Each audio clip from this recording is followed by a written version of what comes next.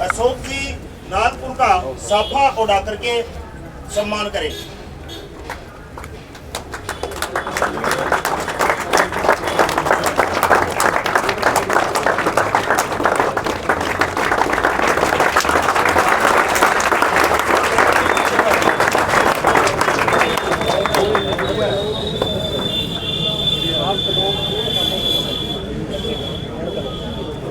अबे अपने बीच में जो सिलेक्शन आईटीबीपी में संजू का हुआ है वो यहाँ पर मौजूद है और बेरोजगार संघ के अध्यक्ष अशोक जी नागपुर भी अपने बीच में मौजूद हैं। एक खुशी की बात है, रोजगार के लिए संघर्ष करने वाले आपकी आवाज को ऊपर तक पहुंचाने के लिए दिन रात संघर्ष आंदोलन में लगे हुए रहते हैं। इनसे मैं निवेदन करता हूं कि संजू का जो आईटीबीपी में सिलेक्शन हुआ है उनका साफा पहना करके स्वागत करें।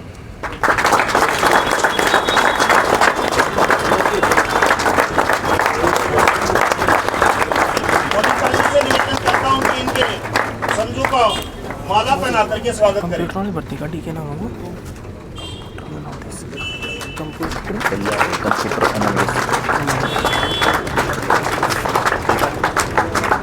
बबीता जी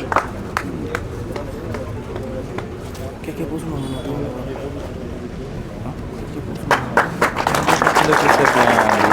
नया बना हो तो अभी पैसे करो नई भर्तियाँ नए रोजगार के लिए नई सरकार से और यहाँ पे मतलब कोई भी वैकेंसी है मतलब आराम से कौन से अब मैं सभी स्टाफ से अनुरोध करता हूँ, टीचिंग नॉन टीचिंग और अपने बीच में जो बेरोजगार संघ के अध्यक्ष अशोक जी नागपुर जो हैं वो सभी उनका स्वागत करने के लिए बारी बारी से आए, उनका माला और साफा पहना करके स्वागत करें। विपिन जी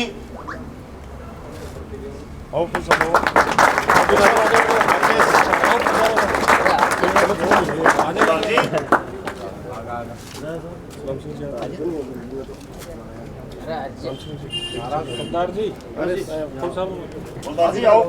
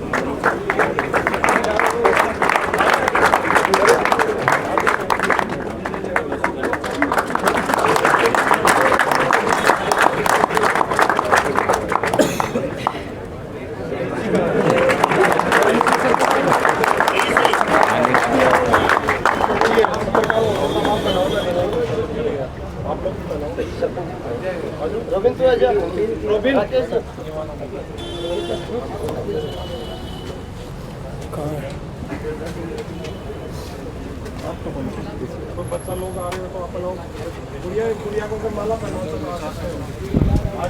आपके साथ खड़ी हुई है।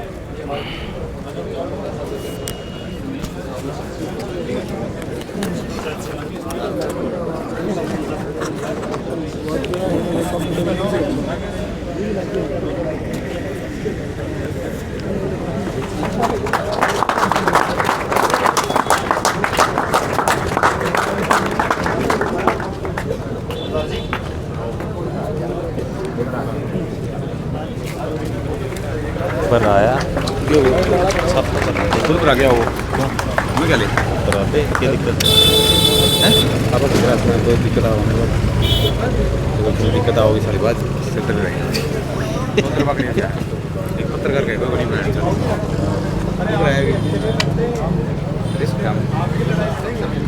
आप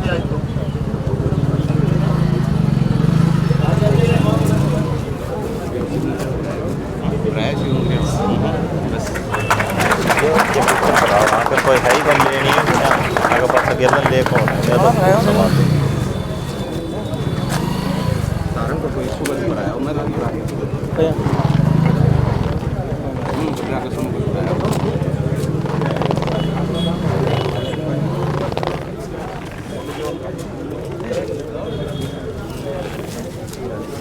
कुछ बताया तो वो बॉलीवुड आईडी तो काट दी हो मेरे रोजू मांगना हो देख शिवनगर दी है वो बोल लो ना माइक लगाया ये भी बोला वो माइक लगाया बोला वो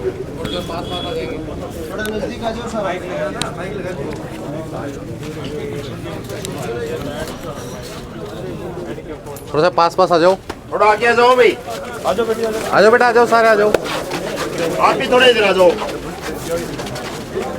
वीडियो बना लिया वासु साइड अरे धूप नहीं आ जाओ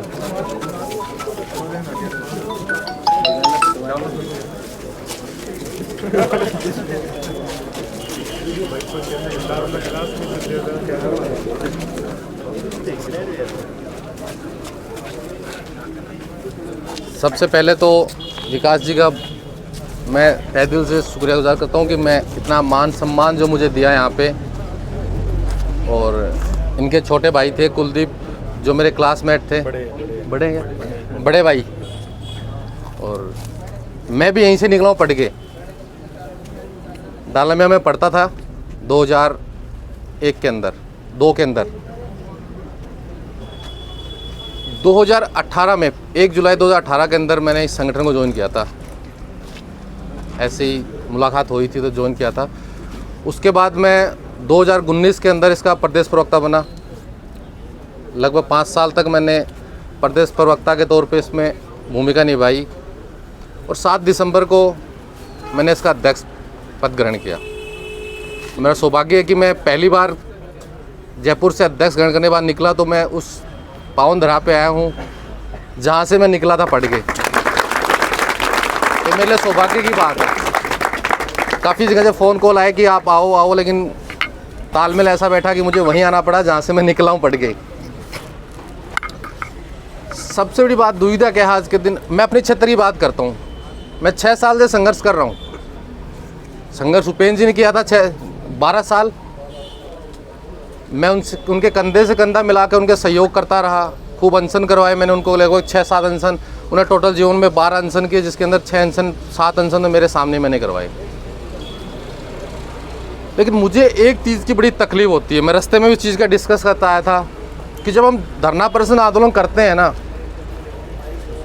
तो मुझे हमेशा एक चीज़ बोली जाती है कि प्रवक्ता, जब मैं प्रवक्ता था तब मुझे बोला जाता था कि आपके क्षेत्र के लोग बिल्कुल ही सक्रिय नहीं इस चीज़ के अंदर, मतलब आते ही नहीं है। और ये हकीकत भी है। चाहे खेतड़ी हो, आप चिड़ाव तक छोड़ दो, चिड़ाव से आके जुनू बैठ तक तो लोग जाते हैं, लेकिन आप लोग कभी घर से बाहर निकलते ही नहीं हो। लड़ना सीखो, जिंदगी में लड़ोगे नहीं तो आगे बढ़ोगे नहीं। भाई संघर्ष तो कहीं ना कहीं करना ही पड़ेगा जीवन के अंदर। हम ये सोच के बैठे रहेंगे, अगर हम ये सोच के बैठे रहेंगे अशोक चौधरी अकेला ही लड़ता रहेगा, हमें नौकरी दिला देगा, तो अशोक चौधरी अकेला कुछ जब तक सहयोग नहीं हुआ आप लोगों का, जब तक आप लोग सहयोग नहीं होगा, आप लोग साथ नहीं रहोगे, तो मैं भी अकेला कुछ नहीं कर पाऊंगा। इसलिए लड़ना सीखो। ज़रूरी ये नहीं है कि सरकार किसकी है। हमने पहले 5 साल कांग्रेस बीजेपी के साथ शासन में भी उपेंद्र जी ने खूब आंदोलन किए थे। उसके बाद 5 साल कांग्रेस शासन में भी आंदोलन किए और वापस अब बीजेपी आ गई। संगठन जो है राष्ट्र में महासंघ जो है वो किसी पार्टी का संगठन नहीं है, वो युवाओं का संगठन है, आप लोगों का संगठन है। पूरे राजस्थान में उसकी बात मानी जाती है। रिसेंटली भर्ती सबसे बड़ी जो आज के प्रेजेंट टाइम में जो भर्तियाँ चल रहा है वो L1 L2 के लिए है। कोई अभ्यर्थी L1 L2 के जनरल बैच। अभी जो प्रेजेंट टाइम में जो भर्तियों मैटर चल रहा है वो L1 L2 के बच्चे हैं, सबसे ज़्यादा चल रहे हैं। खूब बच्चे आते हैं मेरे पास वहाँ पे। कल भी अध्यक्ष बोर्ड में बड़ा आंदोलन हमारा, कल भी बच्चे आएंगे। लेकिन दुर्भाग्य है कि राजस्थान से, अपने इस क्षेत्र शेखावटी बेल्ट से बच्चे नहीं आते। जबकि मैं बड़े गर्व से बात कहता हूँ, जब मैं डिबेट में टीवी चैनल में बैठता हूँ, जब कांग्रेस से बीजेपी प्रवक्ता बैठते हैं, तो हमेशा जब बात आती है आप ऐसे, तो मैं हमेशा कहता हूँ कि मुझे डरने की आवश्यकता नहीं है। मैं उस वीर धरा भूमि से आता हूँ जहाँ पे इस देश के लिए सजा शहीद दिए हैं। इस देश में ज़्यादा सैनिक अगर किसी इस देश के अंदर किसी ज़िले से हैं वो है मेरे झुंझुनू ज़िले के। मैं उस ज़िले से आता हूँ, मुझे डरने की आवश्यकता नहीं है। काम करना पड़ेगा सरकारों को, सरकारों को काम करना पड़ेगा और हम करवाएंगे। सरकारें बदलती हैं, हमने चुना है ना। 22 लाख युवा वोटर इस बार जुड़े थे, लगभग 22.5 लाख युवा वोटर इस बार नए जुड़े हो। आप लोगों में से भी कुछ ऐसे होंगे जो इस बार पहली बार वोट दिया है। तो सरकार तो हमने बनाई है, पहले कांग्रेस थी, क्योंकि युवा वोट बढ़ा है तो युवाओं ने इस बार ये सोचा कि हो सकता है कि गहलोत सरकार ने जो 5 साल के अंदर जो पेपर लीक वगैरह हुए थे, जो भर्तियाँ अटकी थी, वो बीजेपी ने जो वादे किए थे उसके तहत आए हैं।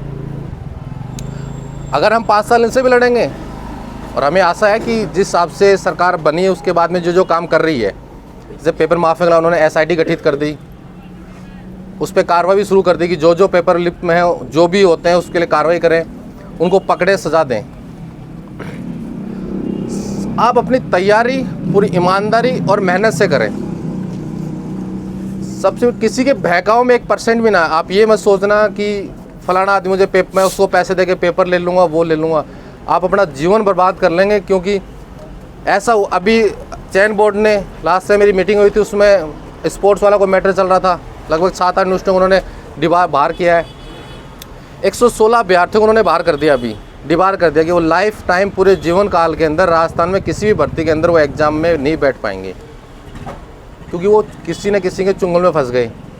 मैं किसी ने कह दिया कि मैं आपको खेल बंद दे दूँगा, मैं आपको डिग्री ला के दे दूँगा। ये जो चल रहा है ना, कहीं ना कहीं पकड़े जाओगे। चोर है वो आज नहीं तो कल पकड़ा जाएगा। आप अपनी मेहनत करो। पूरे ज़रूरी नहीं कि सबको सरकारी नौकरी मिले। आप इतने लोग खड़े हो, सबको तो नहीं मिलेगी। ये बिटिया है, इसने मेहनत की, इसको मिल गई ना। मेहनत करो, हताश कभी मत जीवन में हो।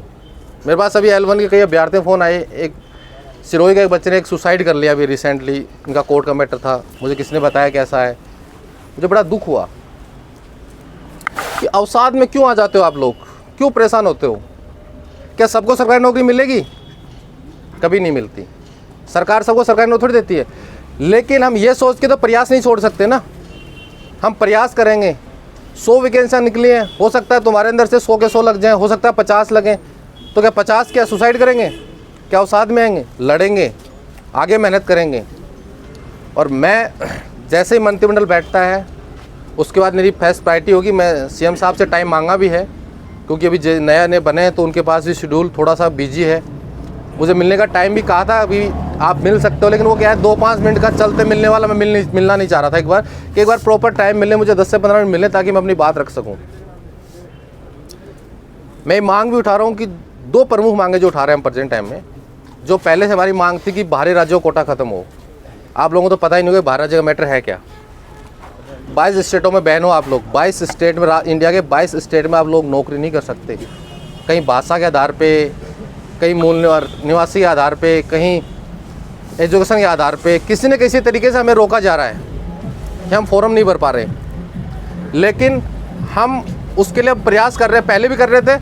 अब बीजेपी सरकार बनी है, जब हम विपक्ष कांग्रेस के खिलाफ लड़ रहे थे तो उन्होंने आश्वासन दिया था कि हम सरकार आएंगे तो हम करेंगे। और हमारा प्रयास है कि बाहरी राज्य स्टेट, जो अदर स्टेट में जो हमें नहीं, जब अदर स्टेट हमें नौकरी नहीं दे रहे तो हम क्यों देंगे उनको। दूसरा हमारा प्रयास रहेगा जो लोकल जो रोज़गार मिलता है, जैसे कि इंडस्ट्रीज एरिया है, बड़े बड़े इंडस्ट्रीज हैं। हमने एक मांग उठाई थी लास्ट टाइम 2 साल पहले 21 के अंदर मैंने एक मांग उठाई थी पहली बार कि बाहरी जो भी स्टेट में जो भी बड़ी बड़ी इंडस्ट्री एरिया है, उद्योग हैं, क्या उनमें ऐसा करो ना कि उसके अंदर लोकल जो है 75% लोकल आदमी को रोज़गार दो, जो स्थानीय निवासी हैं उनको रोज़गार दो। 25% आप पूरे इंडिया में कहीं को भी दो।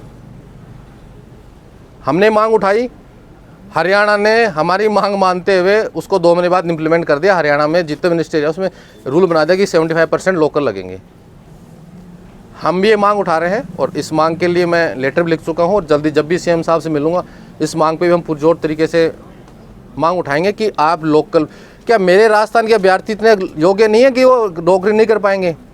जब यहाँ से बाहर के लोग आ रहे हैं तो ये भी तो बाहर जा रहे हैं ना, तो जाना क्यों पड़े इनको। तो ये इससे क्या होगा, इससे सबसे बड़ा ये होगा कि जो भाई 100 में से 50 लग गए, 50 जो अभ्यर्थी बच गए ना उनको रोज़गार मिलेगा। अल्टीमेट रोज़गार चाहिए, कैसा भी चाहिए। उसके लिए हमारा प्रयास रहेगा। नई विज्ञप्ति जो भी है, जो भी सरकार ने 2.5 लाख वैकेंसियों का जो वादा किया था सरकार ने, उसके लिए बिल्कुल प्रयासरत है। जिस शायद संभावना है कल मंत्रिमंडल का गठन हो जाए। अगर कल मंत्रिमंडल गठन हो जाएगा तो जनवरी के फर्स्ट वीक में ही मैं विभाग के जितने भी मंत्री बने हैं मैं सबसे मिलूँगा। जो भर्तियाँ प्रक्रियाधीन पड़ी हैं उनको जल्द से जल्द पूरा करवाना और जो अभ्यर्थना जा चुकी हैं उनकी विज्ञप्ति निकलवाना सबसे पहले प्रयास करेंगे। उसके बाद जो सरकार ने जो 2.5 लाख घोषणा, क्योंकि फरवरी के अंदर बजट भी वापस भी आने वाला है, तो कोशिश करेंगे कि अधिक से अधिक रोज़गार जितना हो सके अभी दें, क्योंकि लोकसभा चुनाव आने वाले हैं। हम प्रेशर भी बनाएंगे इस चीज़ के लिए कि भाई हमने जो आपको राज्य स्टेट में दिया है तो हम सेंटर में जब देंगे जब हमें रोज़गार की बात करोगे। उसके लिए हमारा प्रयास रहेगा। आप सभी लोग अपनी तैयारी करें, मेहनत से करें, ईमानदारी से करें। रोज़गार निकलेंगे, मिलेंगे भी। कहीं हताश नहीं होना, कहीं निराश नहीं होना। सरकारी नौकरी मिले बहुत अच्छी बात है। इन प्राइवेट सेक्टर में बहुत ऑप्शन, ऐसे ऑप्शन निकलवाएंगे सरकार से भी ताकि हमारे लोगों को रोज़गार मिले। अभी रिसेंटली जो भी चाहे पशु परीक्षक की भर्ती आ रही, कोई अभ्यर्थी तैयारी कर रहे हैं यहाँ पे? काफ़ी बच्चे पशु परीक्षक के कितने हैं? फॉर्म लगाएंगे, लगभग बच्चे लगाएंगे। पशु परीक्षक की भर्ती 10 जनवरी के आसपास से पहले फॉर्म चालू हो जाएंगे। बढ़िया। मैंने पहले भी जाके आया तो मैंने मांग उठाई थी, साहब वो पशु परीक्षक की अभ्यर्थना आपके पास आ चुकी है तो आप उसको कराओ। तो उन्होंने कहा हम विचार करते हैं। मैं 18 तारीख को फिर मिला अध्यक्ष साहब से, तो उन्होंने कहा कि आधार से लिंक कर रहे हैं। अब मैं एक चीज़ क्लियर करता हूँ, हर भर्ती का फॉर्म आधार से और 10th की मार्कशीट से लिंक होगा। अधीनस्थ बोर्ड ने घोषणा कर दी है कि हम हर भर्ती का जो भी फॉर्म भरा जाएगा वो आधार से लिंक होगा, 10वीं की मार्कशीट से लिंक होगा, उसी से ही फॉर्म भरा जाएगा। उससे ये होगा जो डमी कैंडिडेट बैठते हैं, जो फेक अभ्यर्थी बैठते हैं, उन पर रोक लगेगी।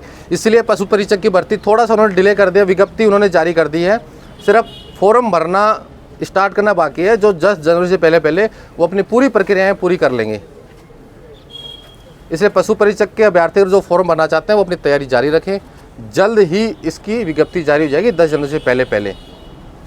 और बाकी जो यथास्थिति जो है कंप्यूटर अनुदेशक की, अगर सूचना सहायक की जो भर्ती है, वो जितनी भी एग्ज़ाम है प्रेजेंट टाइम में बोर्ड की, सारी टाइम पे होंगी। कोई भी टाइम चेंज किसी का नहीं होगा, क्योंकि 21 तारीख को CET का और सूचना सहायक का एग्ज़ाम टकरा रहा था। मैंने उसके लिए बात की थी कि साहब 2 टाइम एक डेट में है, अभ्यर्थी कुछ उसमें भी हैं तो, लेकिन सबसे बड़ी बात है कि उनके पास शेड्यूल टाइम नहीं बैठ पा रहा था।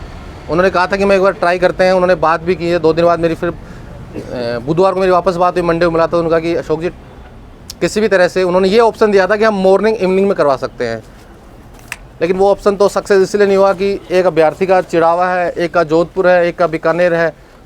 अगर उसका शाम को यहाँ तो ये आपस में बैठ नहीं पाएगा। इसलिए जितनी भी भर्तियाँ हैं सब यथास्थिति टाइम पे होंगी।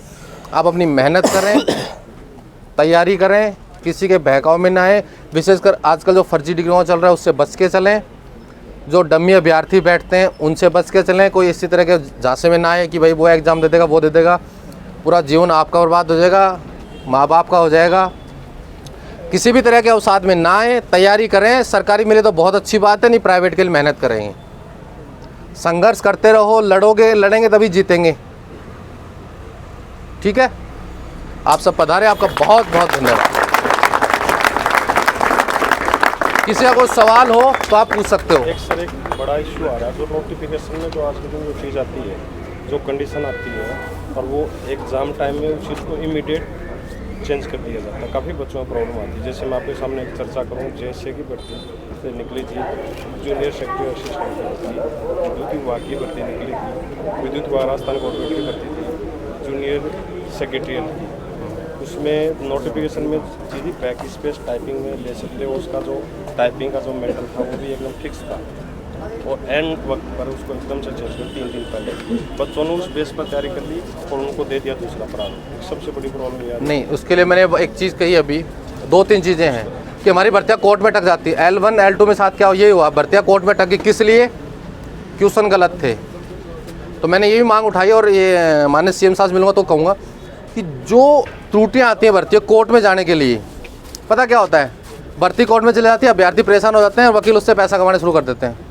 बिल्कुल जो हमारे साथ हो रहा है मेरे ऐसा ही हो रहा है। फंसे हुए हैं। तो उसके लिए मेरा प्रयास रहेगा कि जो भर्ती निकले उससे पूरी उसकी, मैंने कहा भी है कि आप एग्जामिनेशन कराओ, कोई विज्ञप्ति 5 दिन लेट निकाल दो, कोई फर्क नहीं पड़ रहा, कोई 10 को निकल जाओ 15 निकल जाएगी। आप पूरी भर्ती मॉनिटर कराओ, एक एक चीज़ को आप लीगल एडवाइस से लो कि अगर ये भर्ती ये टॉपिक है, पैनल गठित करो, उसमें बात करो, डिस्कस करो कि जो भी चीज़ें इसमें हैं, जो कमियां हैं वो दूर करके उसके बाद है कि भर्तियाँ कोर्ट में ना जाए। उसके लिए हमारी मांग भी है। और एक ओबीसी का भी बड़ा मुद्दा है। ओबीसी काफ़ी अभ्यर्थी होंगे यहाँ पे। ओबीसी कितने हैं? बड़ा सब तकरीबन है। इसमें भी वनपाल और वन रक्षक में ओबीसी का बड़ा मुद्दा था, काफ़ी अभ्यर्थी है। उसके लिए हमारा प्रयास रहेगा कि जैसे मंत्री, क्योंकि अभी जो आया था तो वो अध्यक्ष साहब ने कहा साहब ये तो डीओपी का आदेश हमारे पास आया कि सेम भर्ती है। आप लोगों को तो आधी भर्तियों को पता ही नहीं है, हमारे लोगों को तो, हमारे सिखावटी वालों तुम्हें तो पता ही कौन है, पता नहीं कौन है कि देखते निकला कौन बाहर ने ना, और चिरावाड़ा विशेष कौन निकला ना, तांदो पकड़ जाने को ना तैयारी करो और ठीक है, कमी को नहीं। इसमें क्या हुआ कि जो एक्स सर्विसमैन का जो कोटा था 175 पद थे, पूरे दे दिए, एक ही पद नहीं मिला हमारे बच्चों को। लेकिन हमारा कोई अभ्यर्थी किसी को पता ही नहीं, ऐसा हो गया क्या नंबर को न हो, घर का गति नंबर को न हो, मास्टर कहती गुरुजी तैयारी घर का कहती छोरा कोचिंग में पढ़ाए को ना, अरे छोरा कोचिंग पढ़ाओगे जब सीटी को नहीं तो मास्टर कोचिंग वालों की करो, और छोरों की करो जब एक ही सीट को नहीं तो एक तो लागेगो। तो इसके लिए प्रयास है कि जो डीओपी के आदेश हैं पुराने उनको वापस दुरुस्त किया जाए, और ओबी के साथ जो भी गलत हुआ अभी तक उसको वापस प्रयास करेंगे कि उसको जो भी उसमें कमियां थी, जो कांग्रेस सरकार ने उसको हटा के वापस उसको दुरुस्त किया था, उस आदेश को हम लागू करवाएंगे वापस अच्छे से। और जो भविष्य में भर्तियाँ आएंगी, हमें एक्समैन से कोई दिक्कत नहीं है। मुझे इसलिए दिक्कत नहीं है कि हम तो जहाँ खड़े हैं वो एक्समैन का ही एरिया है, सारे सैनिक राजस्थान में सबसे ज़्यादा पूरे देश में यहीं से हैं। लेकिन हम ये कहना चाह रहे हैं उनको 12.5% मिलता है, उनको 12.5% दो, हमें हमारा मिल रहा है, हमें हमारा दो। मैं ये कह रहा हूँ कि एससी का एससी को दो, एसटी का एसटी को दो, ओबीसी का ओबीसी को दो, जनरल का दो, एमबीसी का एमबीसी का दो, एक्समैन का दो, हर पद जिसके जितने पद उसको दो, लेकिन कम से कम तरीके से तो दो। जो पद है वो तो निकालो कम से कम, लेकिन वो ही नहीं निकल पा रहे। और यही रीज़न है कि वनपाल में एक भी ओबीसी का अभ्यर्थी नहीं लगा। खूब तैयारी की, खूब मेहनत की है, लेकिन लगा ही नहीं। सीईटी में भी बड़ी कमियां हैं, उनको भी दुरुस्त कराएंगे। एक 200 नंबर वाला अभ्यर्थी घर बैठा है, एक 140 वाला अभ्यर्थी लग गया। तो जो जो त्रुटियां कमियां हैं हम कोशिश करेंगे वो दूर कराएं। और जो भी आपके सजेशन हो, जो भी मांगे हो, आप बताओ। मेरे नंबर भी मैंने डाल रखे हैं, मैं फ़ोन उठाता भी हूँ, मेरा व्हाट्सएप भी चलता है, आप उस पर मुझे मैसेज डालो। कोई दिक्कत परेशानी साहब ये किसी तरह की सूचना है कि साहब ये ऐसी कमियां हैं, क्योंकि हर चीज़ देखो परिपूर्ण कोई नहीं होता। मैं भी नहीं कह रहा कि सारी चीज़ मुझे हो सकता है, कई बार चीज़ें हमसे भी छूट जाती हैं, तो चीज़ें निकल के कहाँ से आएंगी? कुछ आपको पता है, कुछ मुझे पता है, सब मिलके उसको बैठ के निकालेंगे। इसमें ये कैलकुलेशन है, इसका समाधान क्या होगा उस पर डिस्कस करेंगे। और कोई किसी को इशू, कोई दिक्कत, कोई मांग, कोई सवाल किसी का, किसी बच्चे का कोई भी क्वेश्चन हो, कोई बात किसी भी भर्ती संबंधित, किसी भी से संबंधित कोई भी हो, आपके के लिए ये सब कुछ जो आज जो ये संगठन बना हुआ है, ये आप लोगों के लिए ही बातें चल रही हैं। पूरे देश के अंदर एकमात्र संगठन है। आप पूरे देश के अंदर राजस्थान प्रदेश महासंघ एकमात्र संगठन है जो पूरे देश के अंदर, कोई भी स्टेट में ऐसा संगठन नहीं है जो युवाओं के लिए लड़ता हो, जो संघर्ष करता हो। और सबसे बड़ी बात है कि कमियां भी हैं। किसी भर्ती में 10 लोग लग गए, 5 का नंबर नहीं आया तो 5 कहेंगे बेकार है, 5 गालियाँ भी निकालने भी मिल जाएंगी, 10 अच्छे कहेंगे तो 5 बुरा भी करने मिल जाएंगे। लेकिन कभी भी हमारे संगठन ने किसी भी कभी द्वेष में आके किसी भी तरह किसी अभ्यर्थी को गलत नहीं बोला। किसी अभ्यर्थी को, सिंगल अभ्यर्थी भी आया है हमारे पास में, हमने उसकी भी मांग उठाई है। एक अभ्यर्थी, किसी भर्ती में एक अभ्यर्थी रहा, उसने कहा साहब मेरा रह गया, मेरी गलती नहीं, हमने उसके लिए लड़ाई लड़ी है। और सबसे बात है कि उस संगठन का, जिस संगठन को 12 साल से किसी उपेंद्र ने बनाया था, मेहनत की है, 2.5 लाख प्लस लोगों को रोज़गार मिला है संगठन से। सरकार ने भी नहीं दी होंगी इतनी नौकरियां, 2.5 लाख प्लस लोगों को संघर्ष से नौकरियां मिली हमारे संगठन से। और उस संगठन का प्रभार मिला है, अध्यक्ष मैं बना हूँ, वो मैं नहीं बना, आप लोग बने हो। मैं बना हूँ, जिला बना है पूरा, आप लोग बने हो। मैं भी आपके बीच से निकला हूँ। तो आप लोगों के लिए अच्छी बात है कि आपका आदमी आपके बीच से आदमी पहुंच के स्टेट में बैठा है। सरकार हमारी सुनती है, हम जो भी लेटर देते हैं उसकी पालना होती है। हम जो भी स्टेटमेंट देते हैं वो स्टेटमेंट वैलिड होता है, उसकी बात रखी जाती है, उसकी बात सुनी जाती है। ये उस संगठन की देन है, उसकी मजबूती की देन आप लोग हो कि आप लोग इतना विश्वास करते हो, आप लोग हमेशा साथ खड़े मिलते हो, इसलिए उस संगठन की लोग सुनते हैं। जब भी चुनाव में सरकारें जाती हैं तो पूछती हैं कि आप हमें समर्थन दो, इसलिए देती हो। हम मेरे से नहीं देती कि मैं तो एक ही वोट दूंगा ना, वोट तो आप लोग दोगे, लेकिन मुझे पता है कि जो पीछे संगठन, जो लाखों अभ्यर्थी खड़े हैं, जो लाखों युवा खड़े हैं, वो संगठन की बात मानते हैं, इसलिए सरकार झुकती है, इसलिए सरकार मानती है। और सबसे ज़्यादा संघर्ष 22 दिन तक आंदोलन किए थे जयपुर में बैठ के, 22 दिन तक आंदोलन किए हैं, शहीद स्मारक पर बैठ के, 22 गोदाम पे धरने पे दिए, 22 दिन तक। गुजरात तक आंदोलन किए हैं। कंप्यूटर निदेशक भर्ती थी एक जो संविदा पर निकली थी, जयपुर से कांग्रेस ने स्पष्ट कह दिया था कि हम नहीं निकालेंगे इसको परमानेंट, लेकिन उसको जयपुर से लेके यूपी तक उसके लिए संघर्ष किया, लाठियां खाई, और अंतिम समय में उस भर्ती को हम संविदा से हटाकर परमानेंट लेके आए।